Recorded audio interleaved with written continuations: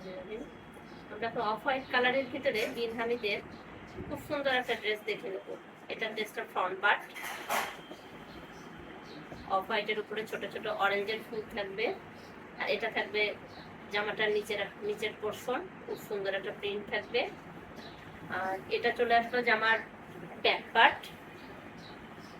Back পার্টটা totally একটা flower প্রিন্টের ভিতরে পেয়ে যাবেন। এটা থাকবে ব্যাক পার্টের নিচের পার্ট।